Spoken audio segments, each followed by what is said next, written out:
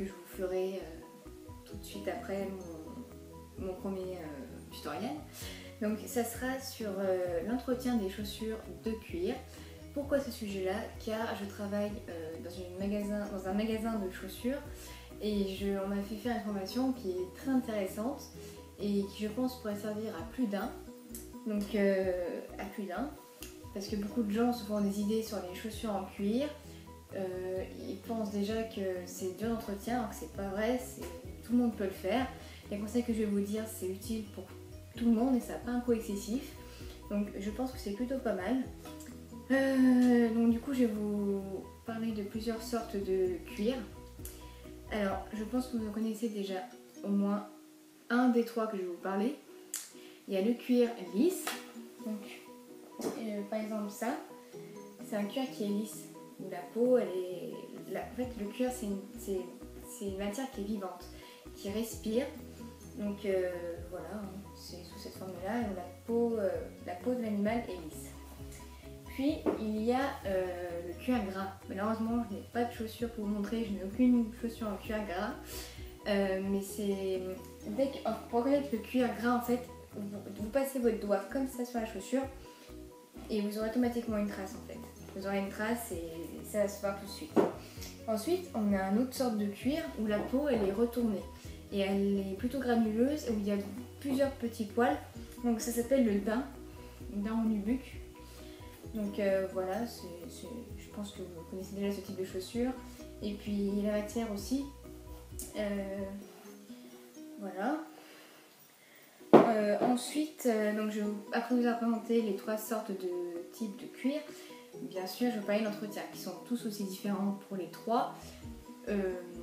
Mais voilà, il faut retenir quand même. Donc pour le cuir lisse, donc celui que je vous ai montré à l'extérieur de chaussures, qui est plutôt lisse et tout. Donc comme je vous l'ai dit, c'est une peau, c'est une matière qui est vivante, qui a besoin de respirer. Et ce qui va beaucoup compter, c'est qu'on aura besoin de lui faire garder son élasticité, contrairement au synthétique. Là j'ai des chaussures en synthétique, on peut voir que c'est du cuir, mais c'est pas du cuir. C'est une chaussure en synthétique où forcément vous voyez que la matière elle n'est pas très souple. C'est plutôt raide en fait. C'est plastique en fait, c'est ça. C'est synthétique. Donc niveau d'entretien, tout le monde connaît le cirage pour le cuir. Vous pouvez l'utiliser et ça se trouve de partout dans tous les magasins de chaussures. Par contre, donc vous l'avez sous forme de petites boîtes. Les boîtes on connaît tous et on tourne et hop, ça s'ouvre.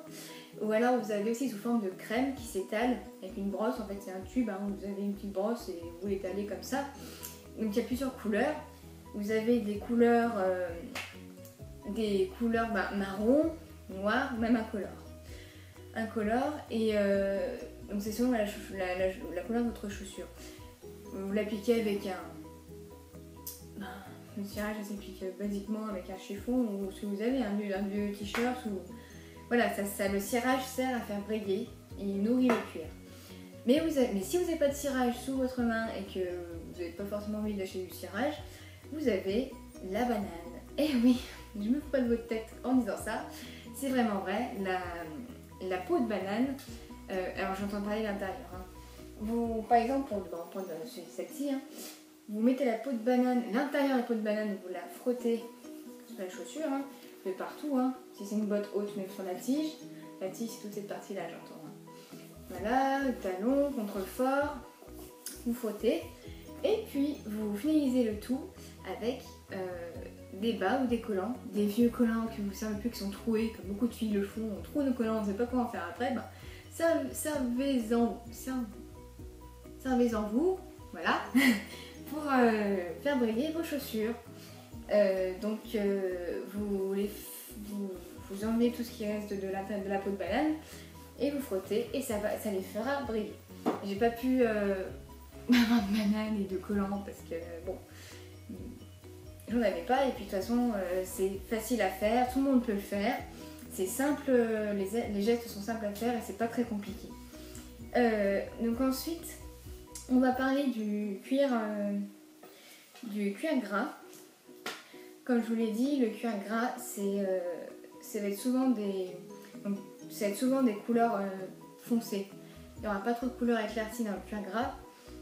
Mais c'est par contre la plus simple utilisation au niveau de l'entretien, c'est le truc, c'est la matière la plus simple à entretenir des trois cuirs. Pourquoi? Parce que ce genre de chaussures, vous allez la graisser avec de la graisse, hein, tout simplement, et elle va être graissée pendant 3-4 mois et vous allez être tranquille. Alors que les autres, il faut les cirer, les faire briller, voilà. Mais non, sinon c'est... Et du coup, par contre, la graisse, ne vous étonnez pas, la graisse ça pue parce que c'est la graisse animale. Donc c'est vrai que ça sent pas très bon. Donc voilà, ensuite on va passer au daim. Donc ce que je vous parlais pour le daim, donc ce genre de chaussures. Bien sûr, vous avez dû entendre parler des produits tels que l'imperméabilisant. Voilà, vous avez un imperméabilisant basique. Hein. Ça peut se trouver dans toutes les marques et dans tous les magasins de chaussures. Alors je précise que l'imperméabilisant, contrairement à ce qu'on vous dit la plupart du temps,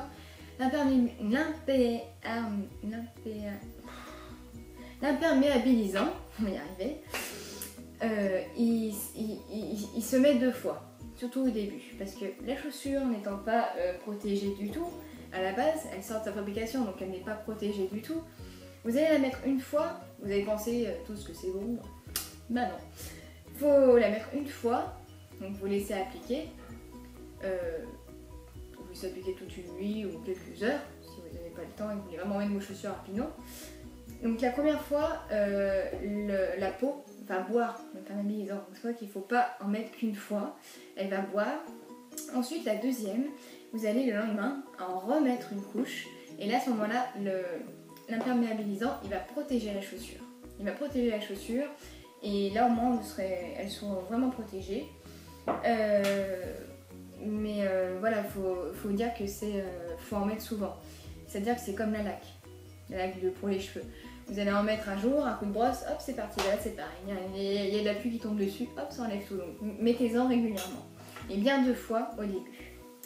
Puis, par contre, tout ce qui est bombe rénovatrice pour les couleurs, autre chose, n'en prenez surtout pas, ça attaque la couleur. Il faut vraiment éviter parce que ouais, c'est pas top, c'est éviter. Ensuite, pour les taches. Si un jour vous êtes en soirée, que vous avez fait tomber une tache de café sur vos chaussures, alors, si ça arrive chez vous et que vous pouvez les détacher tout de suite, achetez une gomme à daim et à nubuck. C'est sous forme de gomme en fait, c'est une gomme carrée en fait, hein, rectangulaire plutôt. Et vous gommez en fait, et la tâche elle part. La tâche elle part et ou alors sinon vous pouvez, si vous n'avez pas de gomme sur vous, vous pouvez mettre du talc. Le talc c'est efficace aussi, ça absorbe tout et c'est génial. Donc ensuite, bah voilà, j'ai tout dit pour le daim. Après on va parler de la mise en forme. Donc là l'entretien j'ai tout dit. Par contre c'est la mise en forme. Donc par exemple si vous avez des petits bobos aux pieds ou si ça pue dans vos chaussures, donc pour les bobos aux pieds, déjà pour la forme, si vous avez souvent des bottes, vous savez, avec des grandes tiges, et ben vous avez les bons empochoirs que tout le monde connaît, où on est dans la tige et que ça tient debout. Mais sinon vous pouvez utiliser le papier journal humide, hein, pas trempé mais humide, j'entends bien. Hein. Et par contre, pour bien que ça prenne la forme, vous pouvez bourrer, mais vraiment partout, hein, dans toute la chaussure, même en haut, vraiment pour que ça prenne forme. Ensuite, vous pouvez, pour anti-frottement aussi, si vous sentez que ça frotte à une partie, vous pouvez mettre du talc. Ça permet ça enlève les frottements et vous serez beaucoup plus confortable dans votre chaussure et vous sentirez plus rien. Enfin, du moins, c'est efficace. Puis, aussi, à ce qu'on dit, il faut éviter de mettre de l'alcool dans vos chaussures. Pour éviter les odeurs, parce que ça pue souvent, hein, après une dure journée, surtout l'été quand on transpire. Évitez de mettre de l'alcool ou tout ce qui est bombe ou petites boules, vous savez, petites boules dans les chaussures ou bombes, désodorisants. Là, les bombes désodorisantes. Évitez, hein, parce que c'est éphémère, hein, ça ne tient jamais très longtemps. Et puis, parce que voilà, vous êtes sûr que vous allez en mettre un jour, ça va sentir bon, puis dans 3 jours, vous n'avez pas envie que ça va repuer. Donc en fait, ça camoufle juste. ça camoufle. Et en fait, le seul truc qui peut camoufler l'odeur et qui fait vraiment enlever, c'est le bicarbonate de soude.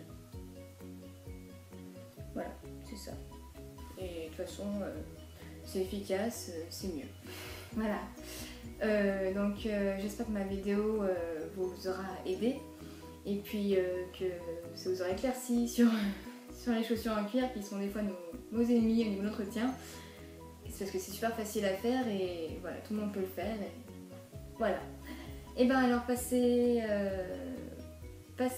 bien du temps sur vos chaussures en cuir et puis dites-moi si ça vous a aidé ou pas. À bientôt!